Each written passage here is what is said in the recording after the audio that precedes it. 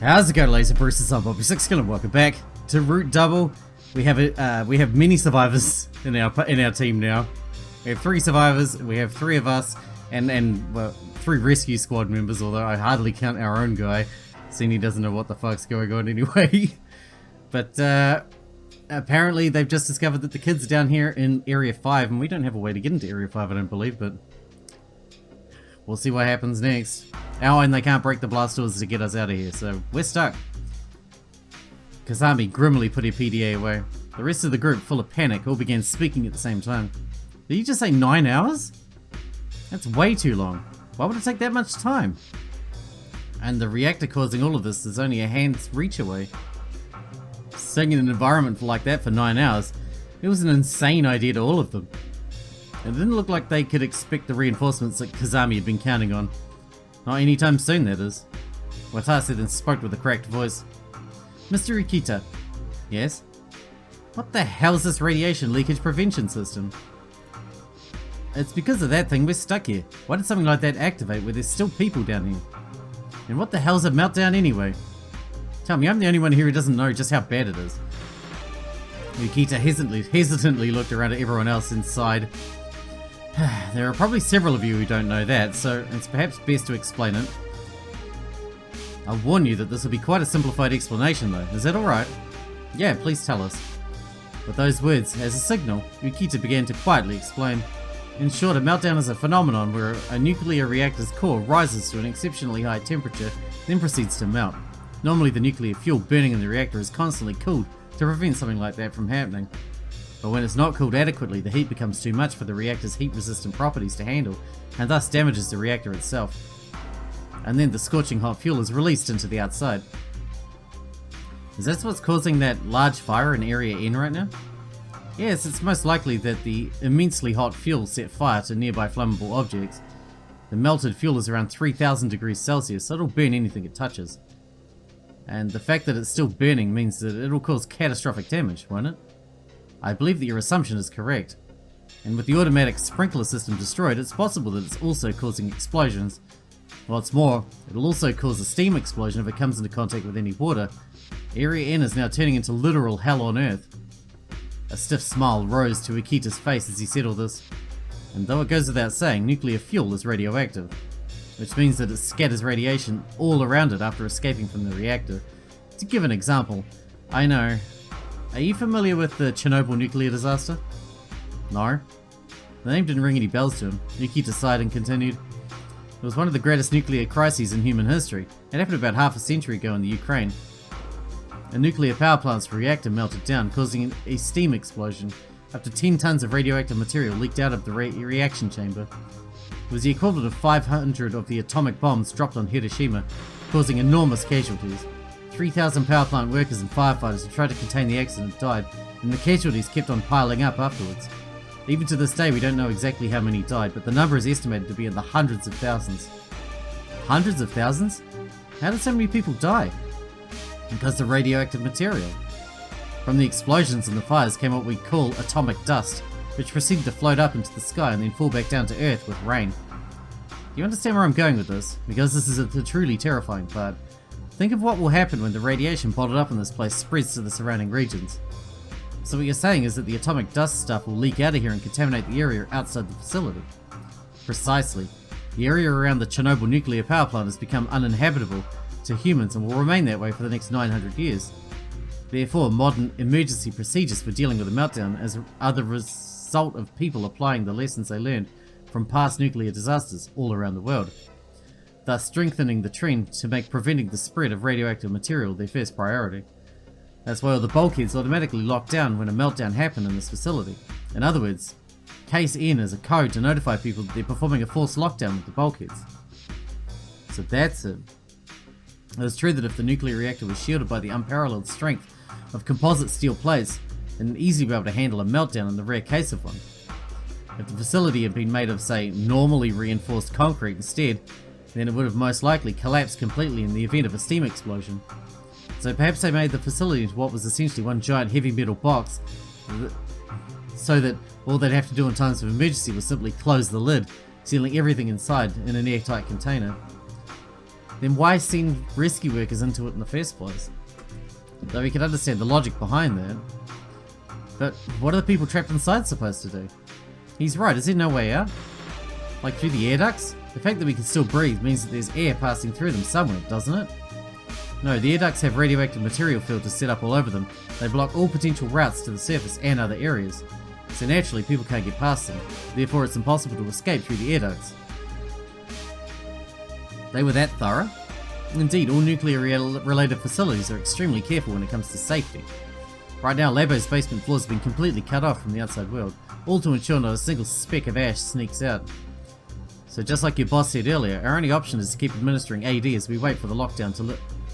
But before Ikeda could finish the sentence, Jun cut in. Hold on, Mr. Ikeda. It doesn't look like we'll be able to sit around and take it easy.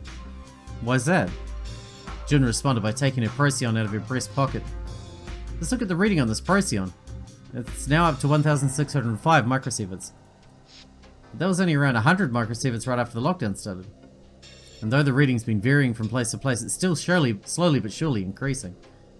What? Now that he thought about it, she was right. The reading he'd seen when he first looked at the Procyon was about 1,100 microsieverts. The reading he really had increased in the short amount of time that had passed since then. What's going on, Mr. Ikeda? Why is the reading getting bigger? Even if the place is set up so that the radioactive material doesn't spread out of the facility, isn't there something in the place that can counter it? No, you see... I don't know either. Are you serious? The security gates between each area are supposed to be effective at preventing the spread of radioactive material, like the bulkheads are. But maybe the gates and the inner walls have been damaged in certain spots due to the explosions and fire. Or perhaps the filters and the air ducts are broken. What the hell? Then what was all this crap about being careful with safety? Ina's eyebrows raised sharply as she accosted Ukita. Man, she's grumpy. Stop being so grumpy. I mean, I know you're probably gonna die and shit, and that probably makes you a bit antsy. I get it, but fucking hell, man. Everyone else is in the same boat. What kind of place locks down their bulkheads when there's still people inside and can't even open them up? The radiation's getting stronger and stronger. The phones and radios are dead. The elevators aren't working. The sprinkler system hasn't done shit. She's not wrong about that. I'm just gonna leave it like that. Face it, this so-called radiation leakage prevention system is full of holes. I admit our safety had a lot of shortcomings. But the system's going haywire and the explosions were all factors beyond our expectations. The problem with security systems like this is you can't actually really test them until a meltdown happens. And you don't want a meltdown to happen just to test them. Isn't that the whole being careful about safety stuff supposed to keep these unexpected factors from happening? Hold on, calm down, Teach. Calm down, how the hell am I supposed to calm down? I wish it had just been me instead of me and my students who got trapped down here. Ah, good point. Oh, what do we got here? Marshido. We can max them out now.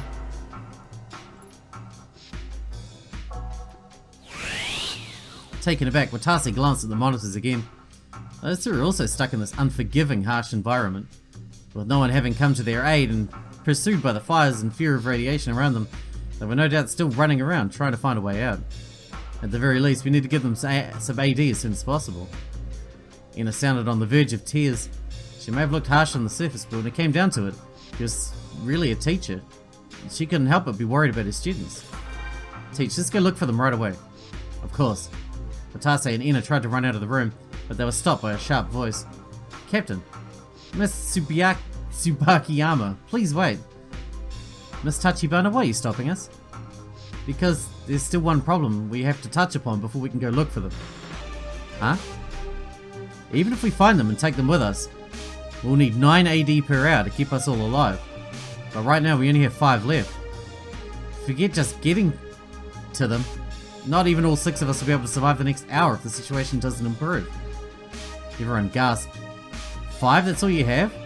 My sincerest apologies. This is all because we didn't expect to get caught in a situation like this. How can you be so unprepared? Aren't you guys supposed to be a rescue squad? I truly am sorry. Watase grit his teeth as he listened to the cycle of blame and apologies, questioning and antagonism flying around him. Could the situation possibly get any worse? They needed 6 AD per hour to keep the entire group safe from radiation exposure, and they would need 1 more for each survivor they rescued. They hadn't felt like they'd been so low on AD right after they'd saved Yuri. But with Teach and Mr. Ukita with us now, we finally come up short. He didn't know the situation had gotten so bad, nor did he have time to think about it. But the next course of action was clear. So basically we'll have to find enough AD for everyone. As we're looking for the other 3 survivors, won't we? Correct. And as soon as possible too. Kazami looked back at the monitors. Before their cumulative exposure exceeds fatal levels. Cumulative exposure?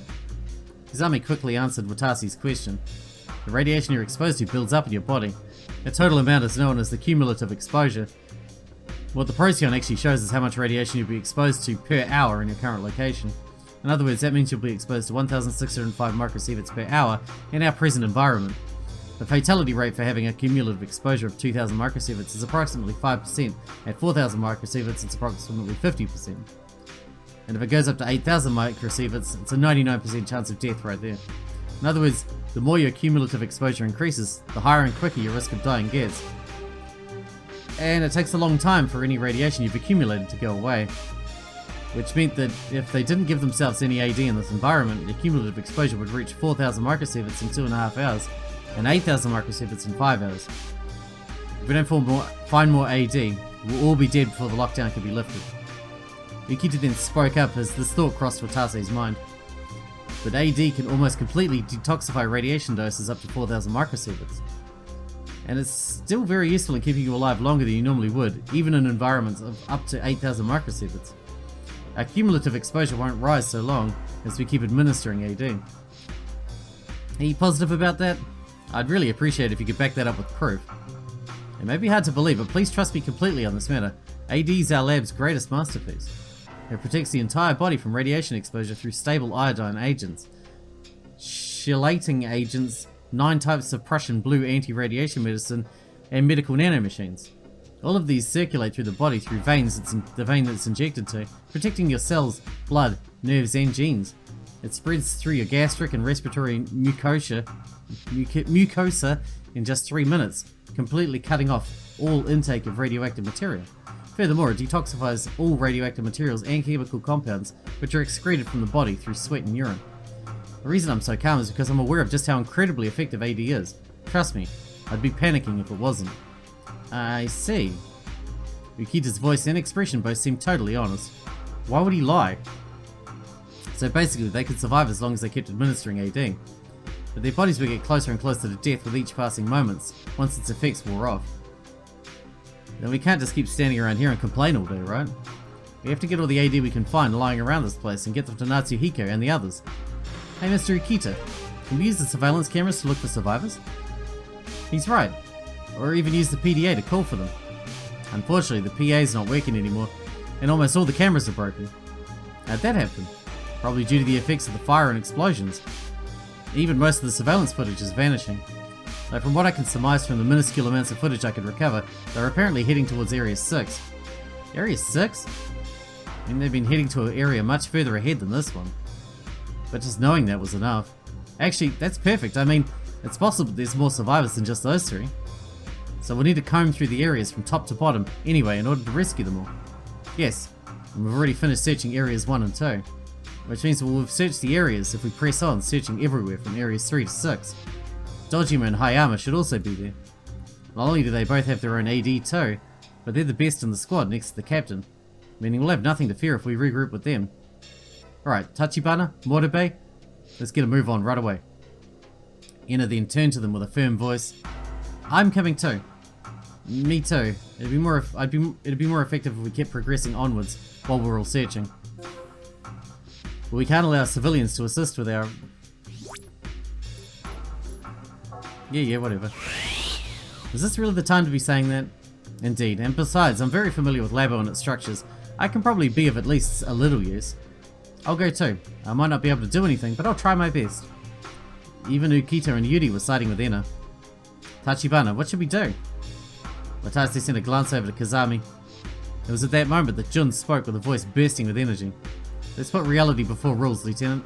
Everyone's up for this. You're right, we don't have much choice.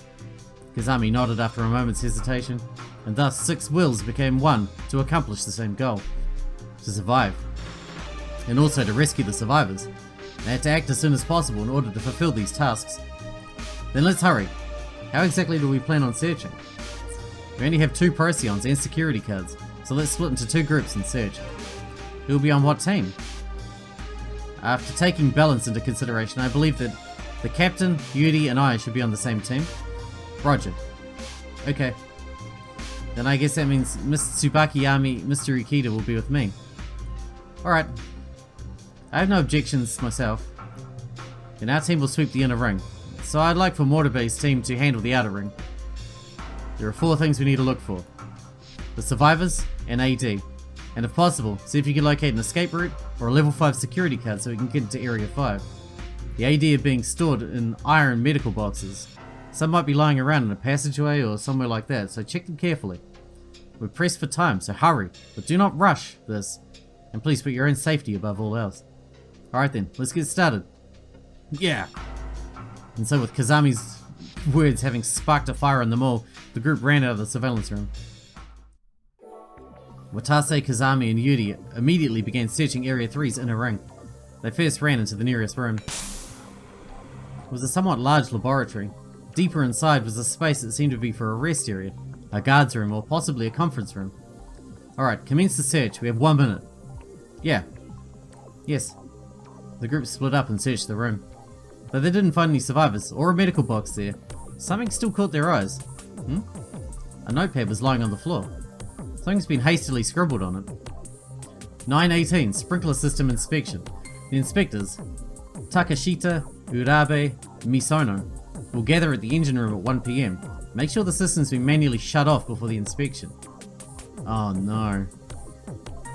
The sprinkler system? Could this inspection be the reason why it's not online? Kazami ran up to him and took a look at the note. No, the date's wrong. Today's September 16th. But perhaps we'll find out why the sprinkler system's offline if we go to this engine room. Do you know where it is? Negative. I can only hope we find it in our future search. But though they hadn't gained much information, it was still progress. Alright, next room. The group finished up their search of the room in precisely 1 minute, then headed for the next one. They entered the hallway and went to the next door.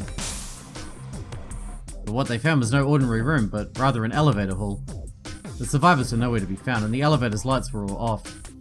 So it appears that all the elevators in this facility are disabled, not just Area 1s and 2s. Could we climb up the elevator shaft to get to the surface? Unfortunately, there's a bulkhead in the shaft at the section that leads to the surface. That's also going to be part of the radiation leakage prevention system. With the elevators out, the group had no choice but to move on. Their next destination was the connecting passageway that led to Area 4. But it was buried in a mountain of rubble. This rubble, was it created by the explosions that occurred before the meltdown? Most likely. I don't think we can get past it. Though they'd finally gotten their hands on a level 4 card, it meant nothing in the face of this. It appears they needed to find another way into Area 4. There's no point in standing around here. Let's move on. The group went back to Area 3 and headed towards Area N this time. And when they got to Area N's connecting passageway, they were greeted by a door with a security terminal stationed next to it. The words Level N were engraved on the terminal. Level N? It would seem that you need a special card to get into Area N. Perhaps Area N had the highest security level in Labo. But it was the fires blazing just beyond that gate that kept them from freedom. Would it be possible to enter Area N and put out the fires? But surely the radiation would be the worst there. Are you out of your mind? That's way too dangerous. Even if you could put out the fires, you wouldn't be able to protect yourself from getting exposed to lethal radiation levels in there. You're right, damn it. Watase tried putting his Procyon close to the gate. What? Only for the reading to start shooting up astronomically. 2,406 microsieverts? It almost went up by 1,000 all at once. It's too dangerous. Fall back. Yeah. The group frantically ran away from the door. Just then the Procyon's reading went back to normal. Even if we could get past the gate, we'd have to face all of that. If the gate's made of lead, then it should be able to completely block off radiation. So perhaps the inner walls and ceiling are damaged. No matter how strong the gate was, there was always the possibility that there were cracks in other spots. Though they were invisible to the naked eye, there was atomic dust and radiation leaking through them. I see, so that's why the reading keeps on going up. At any rate, this confirms that there's a melted down reactor on the other side of this gate. An area of death swirling with hellfire and radiation. If the area around the gate was that bad, even when shut, then they can only imagine just how much radiation would engulf them if they opened it up. It really would be suicide to go into that place. Kazami continued as Watase held his breath in horror. Be that as it may, we've now concluded our search of the inner ring, Captain. Let's assist with the search of the outer ring. Yeah. The group nodded and ran off toward the outer ring. We didn't find shit. But Jun's angry shouts filled their ears the moment they reached the connecting passageway to the outer ring. You're not qualified to handle this, so just do what I tell you. Oh, come on, it's just smoke. I didn't take rescue workers for cowards. Jun and Ina were engaged in a fierce argument. Ukita watched the two of them with a bewildered look on his face. What happened? Moribe, what's this commotion about? Lieutenant. There's smoke in the outer ring just up ahead. Looks like traces of a fire there. I'm not siding with Ina on this one. But we don't know where the fire's coming from since there's a ton of rooms. So I was telling Mr. Tsubakiyama and Mr. Ukita to wait somewhere safe, but don't be an idiot. If there's traces of a fire, then that's all the more reason that we should all be searching. So as you can see, neither of them is willing to compromise. Watase thought for a second about who he should side with, and then... Calm down, Teach, think about it. It's too dangerous for an untrained civilian to go somewhere where there could be a fire raging, right? What was that? See, our captain has amnesia, and thus is no better than an amateur at the moment, and even he's agreeing with me. Just think with common sense already. We simply can't let a civilian go with us to an area that could be on fire. The hell are you two talking about? It's just a little smoke. But before Ina could say any more, Kazami sharply cut in. Do you want to die, Miss Tsubakiyama? Huh? If you don't want to die, then please stop complaining and listen to us. Ina instinctively gasped at Kazami's harsh words. I just wanted to help. And I truly am grateful for that. I apologize for being harsh on you. But you can't take even the smallest of fires lightly. Please trust our judgment when it comes to disaster sites. Our mission was to ensure that everyone gets out of here in one piece, so please. Kazami bowed her head with those words. Ina looked away from her uncomfortably. Alright, then I'll leave it up to the professionals. Thank you very much. Watase straightened his back with a crunch at those words. So that means it's our turn to shine, isn't it? That's right, it's round one in your fight to get back into fighting shape. Perfect chance to see if you can reclaim your instincts. Ms. Tsubakiyama and Mr. Ukita, please wait with Yuri in the inner ring for us. We did not see any signs of fire there, but please be cautious and remain aware of your surroundings, just as a precaution. Very well, leave it to us. Roger that, see you later. After the rest of the group had vanished, wishing them luck, the rescue workers headed for the outer ring. Area 3 Outer Ring B2. The block had multiple doors lining the hallway on both sides. You're right, it's a bit smoky. You didn't see any traces of fire at the first glance, but the entire hallway was filled with smoke. Hold on a second, is this facility's air conditioning not working? It is for the most part, but there are some places where it's broken, like here. Most likely due to the effects of the fire. Kazami looked around the block after saying this, then continued, at any rate, there's something you need to be cautious of while searching this block, Captain. What's that? Please check each of the doors with your IRT scanner to make sure they're not hot before opening them. If a door even shows up on the scanner as red or yellow, then make sure you do not open it for any reason. Huh? Why's that? It'll cause a backdraft if you do. When a fire burns in a sealed off room, it eventually consumes all the oxygen in that room and starts to smolder. So when the door to the place is open, fresh air rapidly pours into the room and then... kaboom! It starts burning again like an explosion. Oh, we got a yellow one. Okay, I'm happy with that still. We can't see any fire in this block, but we can see smoke, which means it's possible that there's a fire smoldering in one of these rooms. So if you don't carefully check the temperature, all of us could get blown away. That's a real big responsibility. You sure you're up for it? Ah, I see. I mean, I'm still good with that. I mean, it's red, but I'm sure it's fine. Maybe I should save. I see. Captain, you sure you get it? Firefighting's all about teamwork. Not only must our minds be as one, but we need to work closely together as one unit, understand? But Watase didn't feel the need to be intimidated by every little thing they said. Anyway, let's hurry up with the search. We have a lot of rooms to check. And with that, the group began searching each and every room. They stood in front of the room on the edge of the outer ring. Kazami headed toward the door, the hose at the ready. Watase turned on the PDA's IRT function and checked the door for heat, just as he'd been told. The door's blue, no heat here. Roger, I'll open the door then. John announced that as she opened the door. On the other side of the door lay a disorganized office. It doesn't look like there's any signs of fire here, does it? Yeah, but the same goes for any survivors. And search the place for AD. You have 30 seconds. It wasn't long before they found a box. Huh? This is a medical box, isn't it? But it was empty. Somebody must have taken the contents already. No luck, huh? And no card either. Then let's move on to the next room. Be more efficient this time. Rude. And so the group searched one room after another.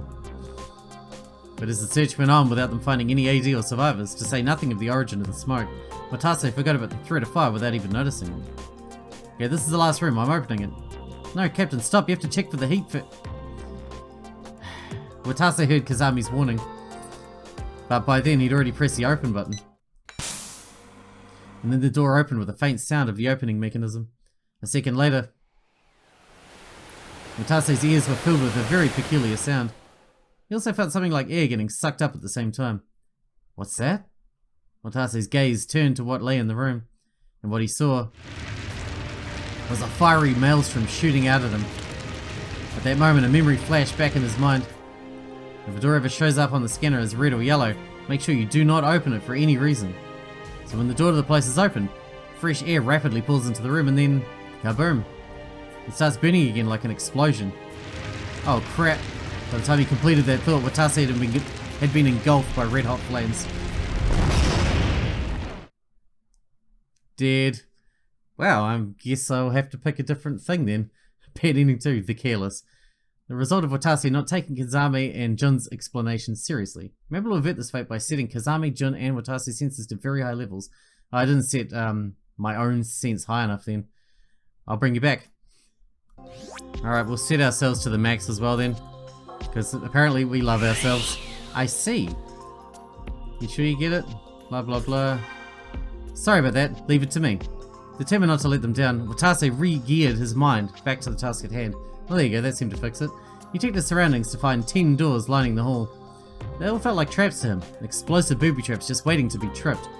But I have to take this seriously or be screwed, won't we?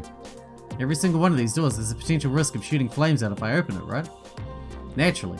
There might also be AD or survivors behind them. And we can't just leave the source of fire alone, so in the end, you'll have to man up and open every last one of them.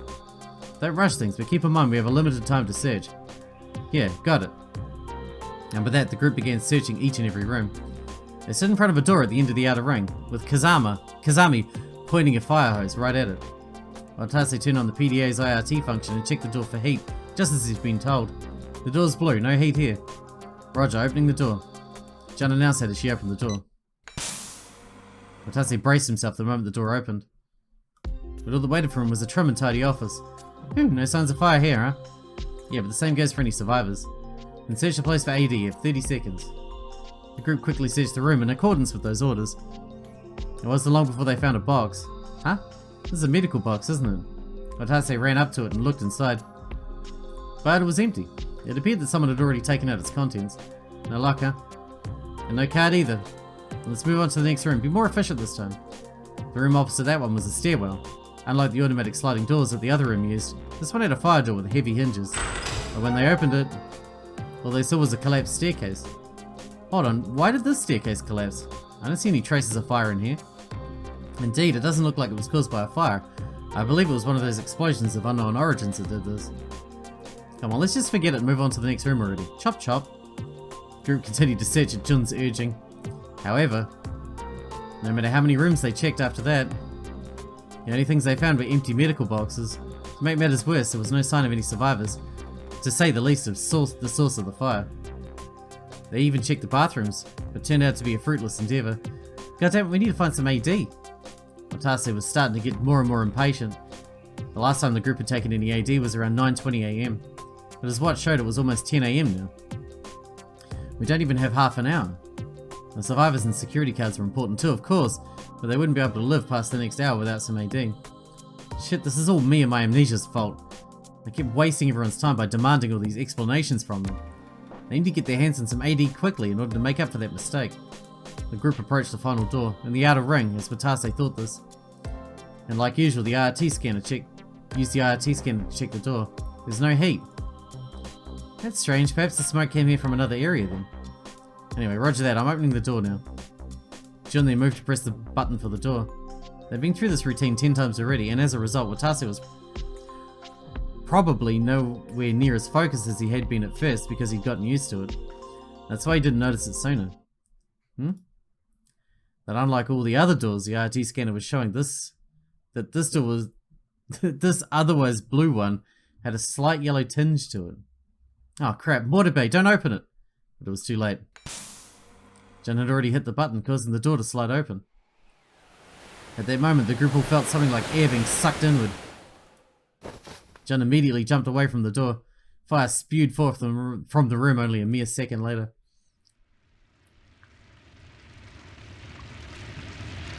Look, I took it serious this time, and he still fucked it up. Asshole. Watase tried to dodge it, but his body wouldn't move. Captain? No sooner had Watase heard that shout than were he and the rest of the group blown away by a blast. Am I dead? He wondered that for a second, but no, he was still alive. However, it also felt like something was crushing his body. Watase then opened his eyes. Captain, are you alright? Only to see Kazami shouting at him and helping him up. It seems she knocked him out of the way just in the nick of time. I'm okay, but this is... The surroundings had transformed into a sea of flames in the blink of an eye. The fire that had spewed from the room was spreading all the way out into the hall. If this keeps up, then even Tachibana will die. It was at that moment that he heard a voice across the sea of fire. You guys okay? Watase looked to that voice to see Jun looking at him and Kazami from the other side of the flames. Watase quickly shouted back, Mortabe, throw us the hose! On it! Jun picked up the hose lying in the fire and tossed it with an underhand throw. The metal nozzle slid across the floor and stopped right in front of Watase. The fire spread even further during these few seconds, filling the hallway with black smoke. Just standing burned his skin and his lungs hurt every time he took a breath. Captain, don't. I'll handle this. I'm okay. Even I can handle a little fire like this. Watase forced himself to step toward the direction of the flames, then turned the nozzle of the hose. Watase was caught off guard for a moment. The water pressure was far greater than he'd expected. He used all his might to get the hose under control, knowing it would most likely shoot right out of his hands if he let his guard down for even a second. Eat this! The hose's jet stream ran right into the brightly burning fire. However, it's not going out. Although steam was rising here and there, the force of the flames didn't weaken in the slightest. Son of a bitch! Watase blindly swung the hose. Despite his efforts, the fire only grew stronger and stronger and swooped down on Watase with intense ferocity. The flames swayed, briefly licking at his left hand. Ouch! The heat shot right through his gloves and burned the back of his hand.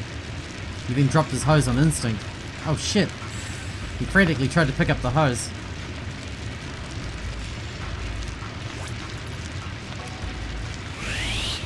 Out of the way, Captain! But then Kazami grabbed his collar and violently pulled him back. This is why I said I'll handle this. You need to get further back. No, but... Oh man, we're gonna die again. I'm gonna save again. I knew saving was a good idea. Did you not hear me? Fall back! Wait, let me try for a little while longer.